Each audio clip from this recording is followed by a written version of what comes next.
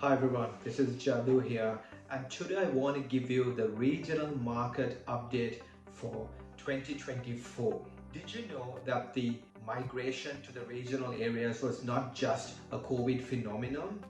In fact, capital city to regional migration has increased by 16.4% as compared to pre-COVID levels. If you look at the regional to regional migration, that has increased by 7% as compared to pre-COVID levels. So the trend of moving to the regional areas is definitely continuing. So what's happening now is that state governments are investing massively into regional centers, drawing people there because of the job opportunities that are being created in those markets. So what I'm seeing in some of these markets is that together with the low stock levels and the increased migration, prices are just getting pushed upwards. But it's not all regional markets where we are seeing this. Some of the regional markets we're seeing price stagnation, we're seeing high inventory levels, and those are the markets that I would stay clear of. So in this video, I'm going to look at 50 significant urban areas in Australia,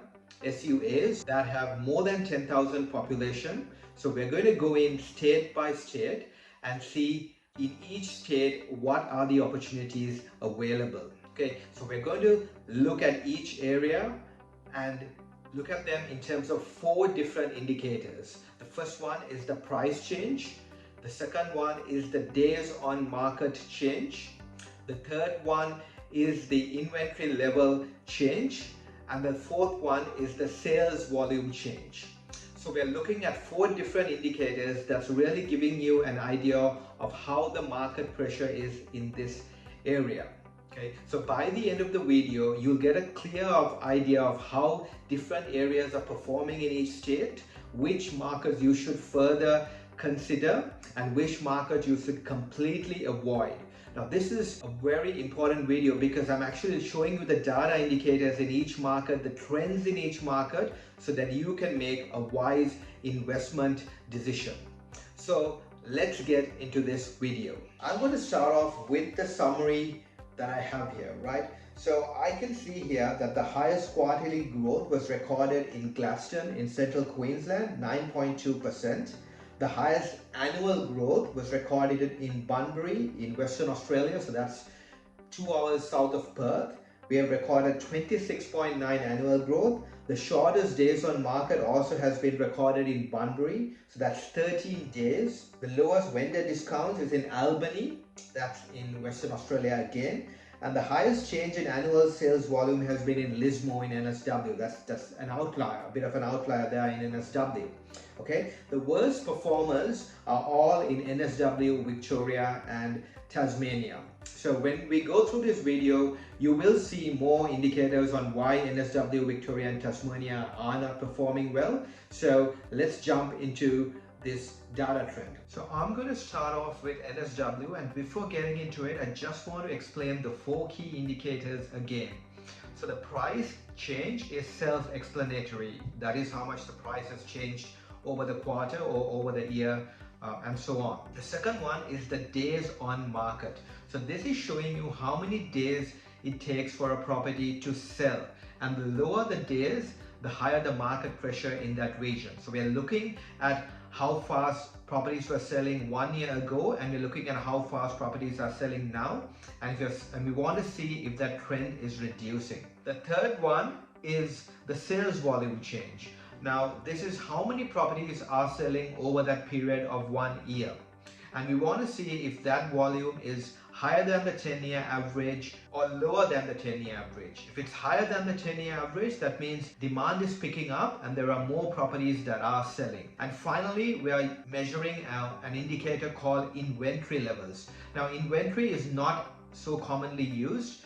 It shows you how many months of stock is available, factoring in the rate at which properties are selling in that market. For example, if there are 100 properties available for sale in a market and no more properties were added in, and properties in that suburb were selling at a rate of 50 properties per month, that means all the properties would be completely sold in 2 months. So there is 2 months of inventory. Now let's say We have 100 properties available for sale, and properties sell at a rate of 20 properties per month. That means there's 5 months of inventory available, so there's more available. So typically you will find that if you're having less than 3 months of inventory, that's indicating that it's a very heated market. And if you're seeing that inventory dropping sharply over time, that is also indicating a market where demand is picking up and supply is reducing. Now looking at NSW, we have markets here ranging from 469,000 all the way to about $1 million. The first very obvious thing here is that the quarterly price change has been very poor. We're seeing negative growth in most of these areas. The 1-year price change is not very significant. In fact, most markets are only recording 1 or 2% growth over that 1 year. In terms of days on market, we're seeing that the days on market has increased as compared to 1 year, and we're seeing that on average days on market is fluctuating around 50 to 60 days, right? So 50 to 60 days is considered fairly high. It is not really a market where there is a lot of pressure. Now, sales volume, and over the past year, when we compare it to the 10-year average, we're seeing it to be under that 10-year average. So sales volume are not high in these areas. It's pretty low as well, right? And the final one, the inventory trends, we are seeing that inventory is around 4, 5, 6, even 7 months of inventory in these markets. So inventory is generally very high, and that is telling me that these markets, there is no pressure at all, and there's not going to be much price growth happening in these markets. Now I'm going to talk about 3 exceptions. One is Lismore. The 1-year price change is good at 12.90%. The sales volume is higher than the 10-year average, but we're still seeing 5.5 months of inventory there. So still very high inventory levels, not worthy of consideration, right? We also have Newcastle and Wollongong. We're seeing days on market very low at 35 days, and we're seeing the inventory at 2.5 months. So a lot of pressure in Newcastle and Wollongong. However, these markets are quite expensive. The entry level points are pretty high, and they're also coming out of a massive growth wave. So wouldn't really consider investing in Newcastle or Wollongong right at this very moment. So that's the summary for NSW. What I'm seeing here is high days on market. I'm seeing very high inventory levels, and I'm seeing sales volume way under the 10-year averages. So clearly there are not much opportunities in NSW. I would stay clear of NSW. Now let's go to the next one, which is Victoria. Now looking at Victoria, we see price points from $400,000 all the way to $700,000. The quarterly price change is poor, and it has been negative in most areas. The 1-year price change too is not very significant. In fact, it's around that 5%, right? Days on market is sitting on average around 40 to 50 days, and it has increased from the last year. The sales volume is clearly well under the 10-year averages, and inventory levels are very high. We're seeing 7, 8 or 6 months of inventory in these markets, so very high inventory levels. The supply is very high, the demand is low, so not much opportunity in Victoria. To summarize Victoria, we have high days on market, high inventory levels, not much price pressure. There's not much opportunity in Victoria right now. Moving on to Queensland. Now we are seeing a completely different picture in Queensland as to what we saw in NSW and Victoria. The quarterly price changes in this area is almost 10% in some of these areas. The 1 year close to 20%, and on average we're seeing the 1-year price change between 50 to 20% in most of these areas. Days on market has reduced drastically since the last year. It was already very tight the last year, but now we are in most of these areas are having like 50 to 20 days on market. That's how hot a market can be. So really high pressure in these markets. The sales volume in most of these areas are significantly higher than the 10-year averages. So clearly there is something changing in these markets, and the demand is really picking up. In terms of the inventory trends, I'm seeing the inventory reduce rapidly in most of these markets, and we're sitting around 2 to 3 months of inventory in most of them. Looking at some really promising markets here under 500,000, I have 4 markets. So there's one is Gladstone, the other one is Rockhampton, the other one is Townsville, and the last one is Mackay. Right, Gladstone has a median price of $460,000. The quarterly price change is 9.2%. That's really significant. The 1-year price change is 20%.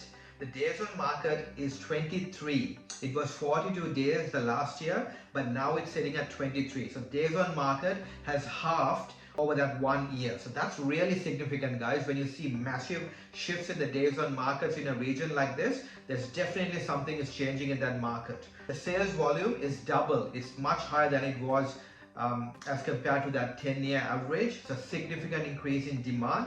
The inventory is at 2.4 months. It was 4 months and it has been reducing to 2.4 months, and it is still reducing. So a very heated market. Rockhampton, the next one, we're seeing a median price of 470,000. Quarterly price change is 4.80. 1 year price change is at 20%.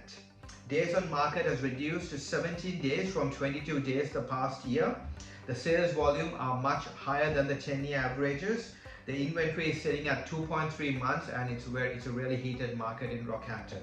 The next one is Townsville, sitting at 484,000 median price. We have a quarterly price change of 7.8.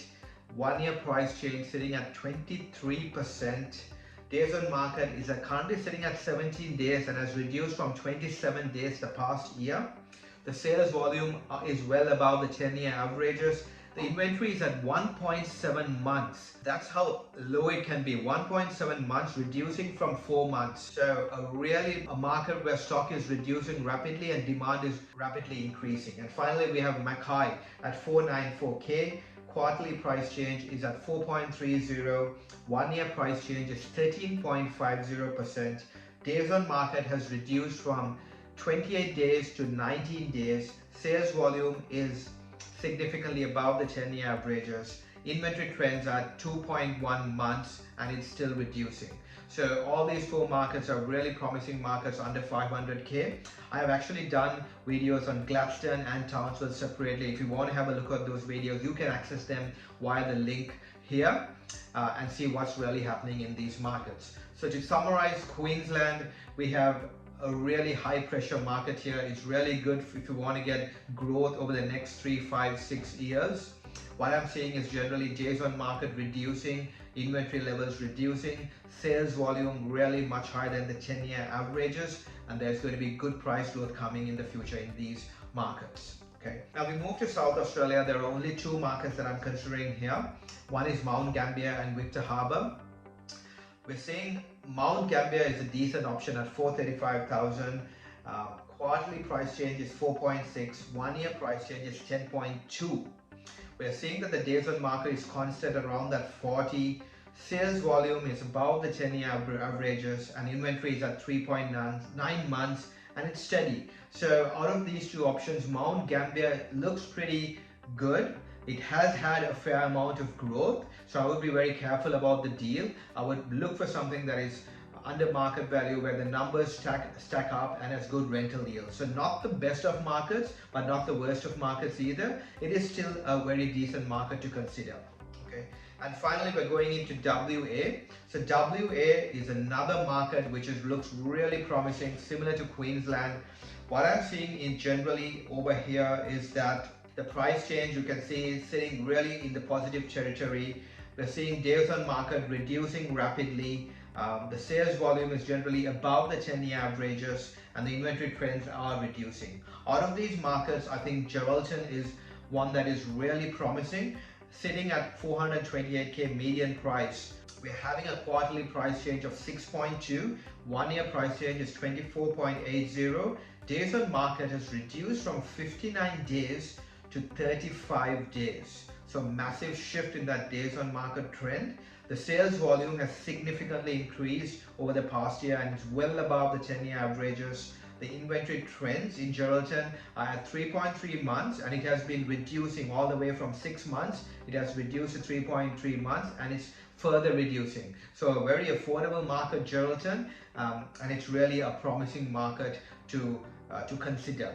Investors looking in Western Australia, it does look really positive. There's a lot of pressure in this market. The boom is coming out of Perth and is shifting into the regions in Western Australia, and that's very evident from the data here. So investors looking for affordable options could consider Geraldton as a market, because it is a rising market where there's demand is significantly starting to pick up. And finally, we have Tasmania. Now, not the best of markets. Tasmania, we have prices between that 420 to 500 price point.